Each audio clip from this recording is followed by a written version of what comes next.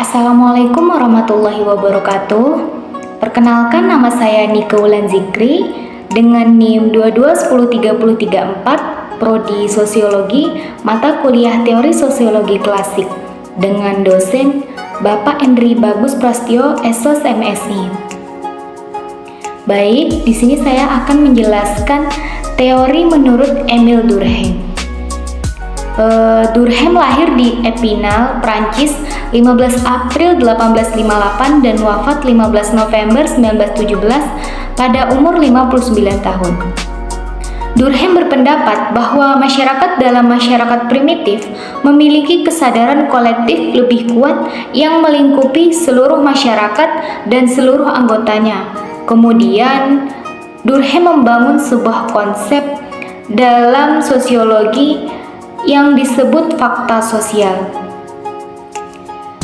Yang pertama, teori fakta sosial merupakan cara pandang seseorang dalam melakukan tindak sosial melalui proses berpikir yang didasarkan pada sikap koersif dalam kehidupan masyarakat. Contoh, misal di dalam keluarga, kita anak perempuan nggak boleh keluar malam atau pulang malam, sehingga kita harus mengikuti aturan norma dari fakta sosial tersebut. Kemudian di lingkungan masyarakat, contoh kita ikut berpartisipasi gotong royong di kampung misal. Ini juga salah satu contoh fakta sosial sehingga menimbulkan persepsi untuk budaya yang patut dilestarikan. Jadi fakta sosial juga mengikat individu, mengarahkan untuk mengikuti norma di suatu komunitas atau kelompok.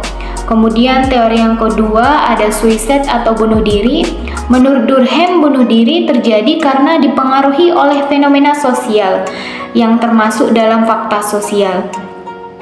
Fenomena sosial yang dimaksud dapat berupa masalah ekonomi, agama, perceraian, disintegrasi sosial, dan regulasi sosial. Sudah banyak fenomena yang terjadi di Indonesia. Salah satu contoh, depresi. Individu merasa dirinya tidak pantas atau tidak penting dalam kedudukannya sendiri. Ini juga terjadi karena lemahnya integrasi sosial.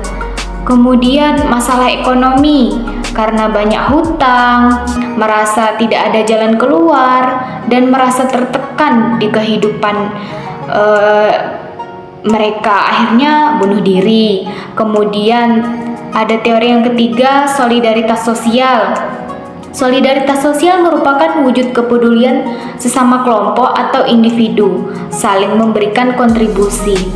Durkheim juga mengatakan ada dua jenis solidaritas. Yang pertama, solidaritas organik. Adanya pembagian kerja, menciptakan suatu ikatan berupa solidaritas sosial, butuh kemampuan untuk menyelesaikan sesuatu, untuk memenuhi kebutuhan. Contoh, sekarang mau jahit baju, udah ada tukang jahit. Mau bangun rumah, udah ada tukang bangunan. Sakit, tinggal pergi ke rumah sakit, ada dokter. Kalau mau belajar privat, sekarang sudah ada les, dan banyak lagi. Masyarakat modern dipersatukan oleh spesialisasi orang-orang dan kebutuhan mereka untuk layanan-layanan dari banyak orang lain. Yang kedua, solidaritas mekanik. Kesadaran kolektif, individu memiliki kapasitas untuk menyelesaikan sesuatu untuk memenuhi kebutuhan. Contoh, dalam masyarakat pedesaan atau masyarakat tradisional, mereka termasuk kelompok masyarakat yang homogen. Mereka masih belum ada pembagian kerja. Mereka menganggap kelompok saling membutuhkan satu sama lain. Kemudian kesadaran kolektif terlihat ketika mereka bergotong royong untuk saling membantu. Kemudian yang terakhir ada agama. Menurut Durkheim, agama yaitu sebuah sistem terpadu dari kepercayaan dan praktik yang berhubungan dengan hal-hal yang sakral, hal-hal yang terpisah dan terlarang. Menurut Durkheim, ajaran agama memiliki banyak peran dalam memperbaiki moral manusia, terutama dalam memperbaiki moral yang berkaitan erat dengan hubungan antar sesama manusia. Baik, itu saja materi yang dapat saya sampaikan. Semoga bermanfaat. Wassalamualaikum warahmatullahi wabarakatuh.